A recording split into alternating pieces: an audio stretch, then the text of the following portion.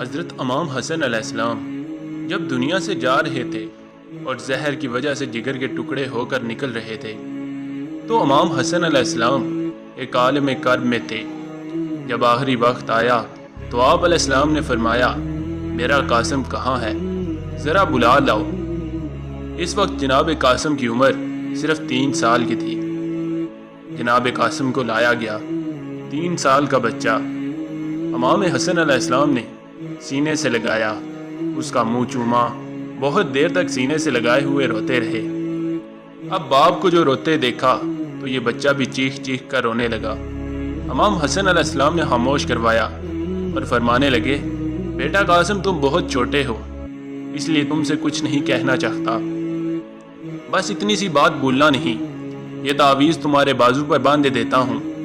جب کبھی تمہیں سب سے زیادہ سخت وقت دنیا میں معلوم ہو کہ اس سے زیادہ سخت وقت نہیں آ سکتا تو ذرا اس کو کھول کر دیکھ لینا، اور قاسم کی ماں سے کہنا کہ ذرا اس کا خیال رکھنا، یہ گم نہ ہونے پائے۔ تعویذ بندھا ہوا ہے۔ عاشور کا دن آ گیا۔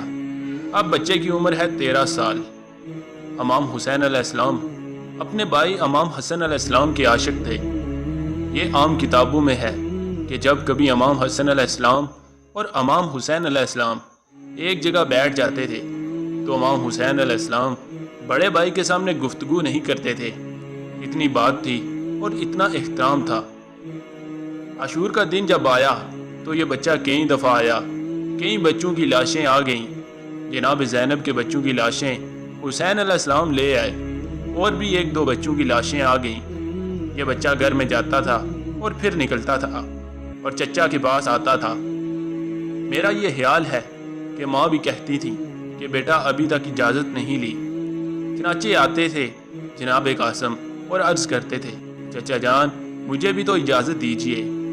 امام حسین علیہ السلام بچے کی صورت دیکھتے تھے اور بھائی حسن علیہ السلام یاد آ جاتے تھے۔ امام حسین علیہ السلام گلے سے لگا کر رو دیتے تھے اور فرماتے تھے کہ بیٹا ابھی ذرا ٹھہر جاؤ۔ جناب قاسم اس الجھن میں تھے کہ اب کیا کروں، چچا اجازت نہیں دیتے۔ ایک مرتبہ خیال آیا کہ بابا نے کہا تھا کہ جب دنیا میں سب سے زیادہ سخت وقت آ جائے تو اس تعویذ کو دیکھ لینا۔ جناب قاسم ایک طرف چلے گئے، وہاں جا کر کھولا۔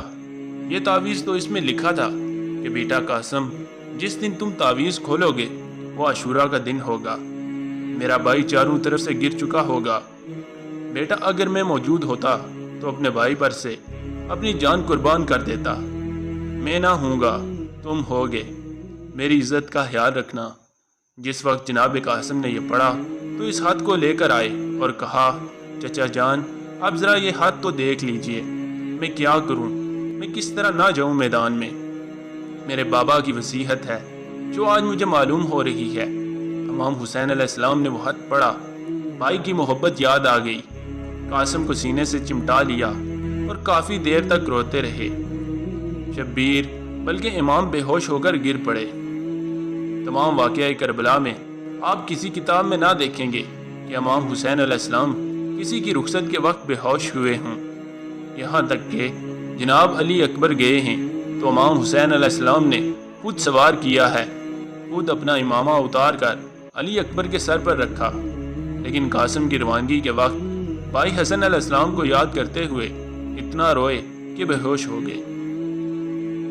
جب ہوش میں آئے تو جناب قاسم نے عرض کی کہ اب تو اجازت دے دیجئے۔ فرماتے ہیں کہ بیٹا جاؤ، اب میں کیا کروں، مگر اپنی ماں سے تو پوچھ لو۔ جناب قاسم دروازے میں کھڑی اپنی ماں سے پوچھتے ہیں۔ فرما دیکھتے ہی کہتی ہیں، بیٹا اجازت مل گئی؟ قاسم نے کہا، اماں مل گئی۔ فرماتی ہیں، اچھا بیٹا جاؤ اور ماں کو سرخرو کرو۔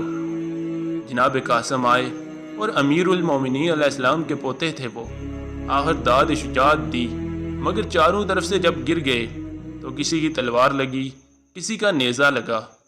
گھوڑے سے جو گرے تو عزاداران اہل بیت، ادھر کے گھوڑے ادھر گزر گئے اور ادھر کے گھوڑے ادھر گزر گئے۔ ارے 13 سال کا بچہ، اس کی ہڈیوں اور گوشت میں تھا ہی کیا، مگر گرتے گرتے آواز دی، چچا جان اب میں جا رہا ہوں، ایک مرتبہ زیارت کروا دیجئے۔ حسین علیہ السلام روتے ہوئے آئے، یزیدیوں کی تلوار سے ہٹایا، ارے قاسم کی لاش پر پہنچے، مگر قاسم کی ایسی حالت تھی کہ دنیا سے جا چکے تھے۔ قاسم کو اٹھایا، منہ پر منہ رکھا، سینے کو سینے سے ملایا، مگر 13 سال کے بچے کی لاش کی حالت یہ تھی کہ پاؤں زمین پر گھسٹتے ہوئے آ رہے تھے۔ ہوا کیا؟ گوڑو نے وہ کیا جو کسی شہید کے ساتھ نہیں ہوا۔ جب خیمے میں پہنچے تو زینب علیہ السلام انتظار میں تھی۔ امام حسین علیہ السلام نے قاسم کی لاش زمین پر لٹا دی۔ ماں خیمے کے ساتھ کھڑی ہوئی ہیں اور دیکھ رہی ہیں جب تک حسین علیہ السلام